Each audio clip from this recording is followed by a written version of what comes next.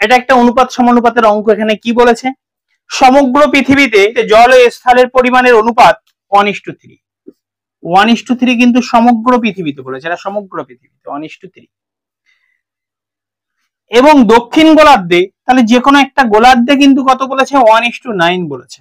তাহলে আর একটা গোলার্ধে কত, তাহলে দেখো এটা কত হচ্ছে, 1 আর 3 যোগ করলে কত হয়, 4 ইউনিট মোট। আর এটা কত হচ্ছে আমাদের, কিন্তু 10 ইউনিট কিন্তু মোট হচ্ছে, তাই তো।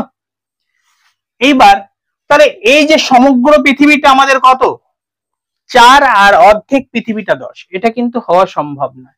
তার মানে নিশ্চয়ই কি এর ডবল এটা হবে। কি করলে ডবল হয়, নিশ্চয়ই তার মানে কি করতে হবে, এই উপরের লাইনের সাথে 20 বানাতে হবে। 20 বানাতে গেলে কি কত গুণ করতে হবে আমাদের, 4 এর সাথে যদি 5 গুণ করি তাহলে কিন্তু 20 হবে।